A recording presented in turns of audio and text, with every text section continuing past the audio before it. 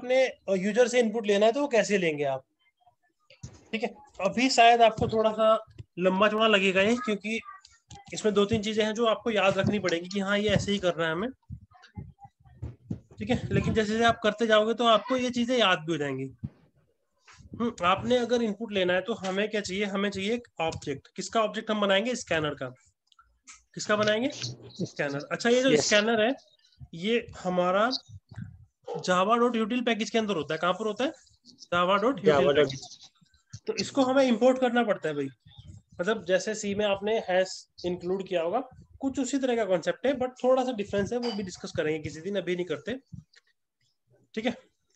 तो स्कैनर हमने क्या किया, इंपोर्ट किया ऊपर प्रोग्राम में। इंपोर्ट का मतलब ये है कि एक तरह से ये क्लास कहीं लिख करके रखी हुई है, बस आप इसको आप इसको अपने प्रोग्राम के अंदर यूज करना चाहते हो तो आपने इसको इंक्लूड कर लिया। इसको आप अभी ऐसे समझो, ठीक है। इंक्लूड और इंपोर्ट में क्या डिफरेंस होता है, क्वेश्चन कहीं पे नोट कर लो, मैं आपको बताऊंगा इसको। अगर नहीं मैंने बताया तो मुझसे पूछ लेना, तो इसलिए मैं इसलिए आपको बोल रहा हूँ कि आप इसको नोट करके कहीं पे रख लीजिए। डिफरेंस बिटवीन इंक्लूड, जो इंक्लूड हम करते थे किसमें, सी में, और डिफरेंस बिटवीन इंपोर्ट जो हम यहाँ इसमें कर रहे हैं किसमें, जावा के अंदर। इन दोनों में डिफरेंस क्या है, तो ये एक बार मेरे से पूछ लेना बीच में, किसी दिन बता दूंगा मैं आपको, ठीक है। स्कैनर का ऑब्जेक्ट अगर हमें बनाना है तो कैसे बनाएंगे, हम ऐसे लिखेंगे भाई स्कैनर, इसको कोई भी एक नाम देंगे। तो मैंने कहा इसको लेट से शॉर्टकट में लिख दिया मैंने कीबोर्ड, ठीक है, और कीबोर्ड, ठीक है।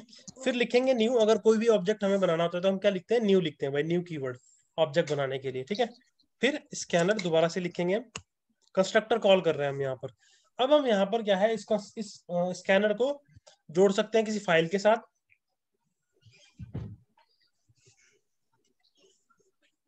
किसी इनपुट डिवाइस के साथ, आउटपुट डिवाइस के साथ।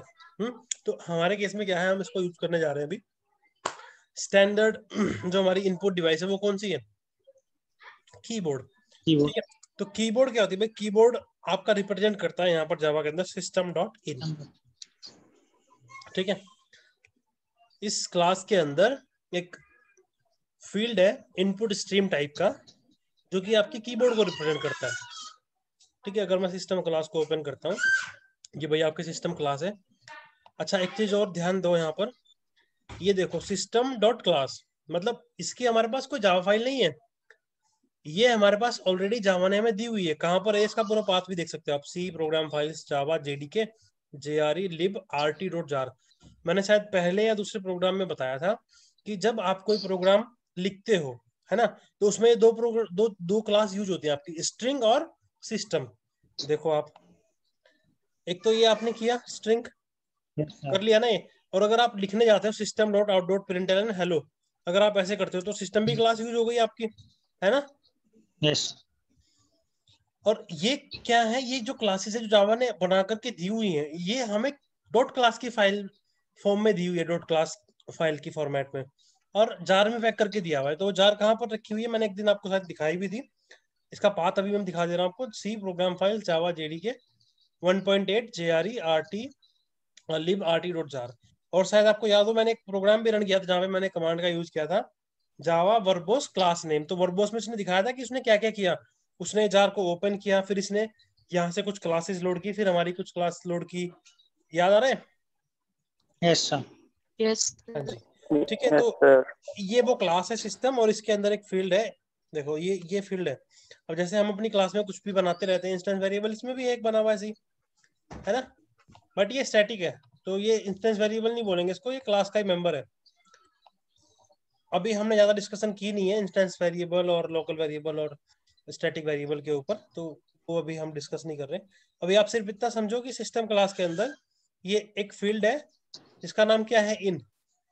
किस टाइप की है ये, इनपुट स्ट्रीम टाइप की। तो वो हमें यहाँ पर पास करनी होती है।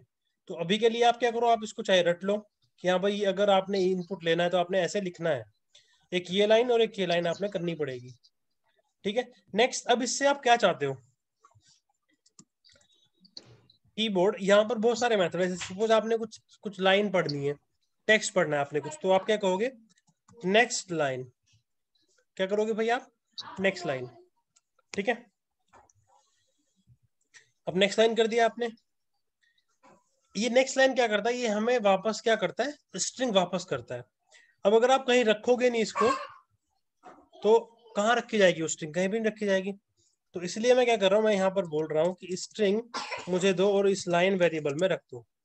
तो बेसिकली हम कर क्या रहे हैं, हम एक मेथड कॉल कर रहे हैं किसका, स्कैनर क्लास का, जिसका नाम क्या है, नेक्स्ट लाइन। नेक्स्ट। ठीक है, ये नेक्स्ट लाइन क्या करेगा, ये कीबोर्ड से कुछ डेटा रीड करेगा, रीड करके इसको दे देगा, किसको, लाइन वेरिएबल को। मतलब ये जो कॉलिंग की है कीबोर्ड डॉट नेक्स्ट लाइन, ये कॉलिंग किसने की है, ये लाइन जो आपका फील्ड है, वेरिएबल है, इसके लिए ये कॉलिंग हुई है नेक्स्ट लाइन की। तो वैल्यू भी किसको मिलेगी, जिसने कॉल किया है। ठीक है, लाइन के लिए, लाइन को। हाँ जी। और उसके बाद आप लेट्स से हाई करवा रहे हो आप, और लाइन जो भी थी आपने प्रिंट करवा दिया। लेट्स से अभी मैं इसको लाइन छोड़ के मैं क्या लिखता हूँ, नेम लिखता हूँ, कि आप अपना नेम एंटर करोगे और आपको ये हाई गुड मॉर्निंग बोलेगा और आपका नाम बोलेगा। ठीक है, अब इसको अगर रन करने जाओ तो ये इतना इंटरेक्टिव प्रोग्राम आपको नहीं लगेगा। क्यों, क्योंकि कुछ पता ही नहीं चल रहा कि प्रोग्राम में क्या हो रहा है।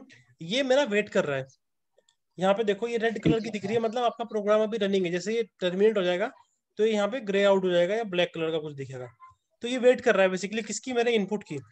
मैंने कहा अनुज, एंटर किया मैंने, तो इसने बोल दिया मेरे को ये मैसेज हाय गुड मॉर्निंग, और जो मैंने नाम भेजा था वो इसमें आ गया।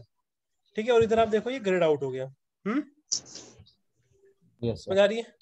तो प्रोग्राम को इंटरेक्टिव बनाना है तो क्या लिखना है भाई, प्लीज एंटर योर नेम। हाँ, ये आप जब भी कीबोर्ड का कुछ कॉल वगैरह करो तो उससे पहले आप क्या करो, एक मैसेज आप प्रिंट करवाओ। हाँ जी, ये बहुत जरूरी है प्रोग्राम को इंटरेक्टिव बनाने के लिए, और ये पहले करना चाहिए हमें। तो नेक्स्ट लाइन की कॉलिंग से पहले, क्योंकि अगर नेक्स्ट लाइन कर दिया तो ये नेक्स्ट लाइन रीड करने के लिए वेट करता रहेगा। तो पहले मैसेज, देन आपको वेट करवाना है ना। अब जब तक आप नहीं भरोगे नाम, इसमें नहीं डालोगे, तो ये वेट करता रहेगा। मैंने कहा अनुज, और इधर आपका ये आ गया। तो इस तरह से आप क्या कर सकते हो भाई, इनपुट ले सकते हो। तो आपने अभी दो चीजें याद रखनी, कौन कौन सी, एक तो ये आपने करना है, ठीक है, एक ये करना है आपने। यहाँ पे आप कुछ भी नाम ले सकते हो, जैसे आप कीबोर्ड कर रहे हो, यहाँ पर मैंने कहा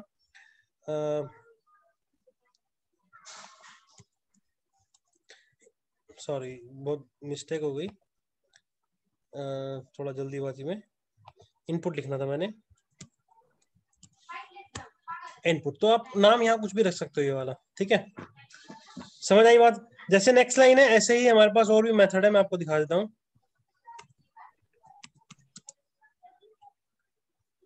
sorry, input dot next, input dot next int. ठीक है, इससे मेरे पास एक आ जाएगा नंबर, लेकिन नंबर एंटर करवाने से पहले एक मैसेज डालना चाहिए ऊपर, है ना, कि एक नंबर एंटर करो। ऐसे ही डबल वैल्यू भी कर सकते हो, तो यहाँ पे नेक्स्ट डबल मेथड है। अब कल के लिए आपके एक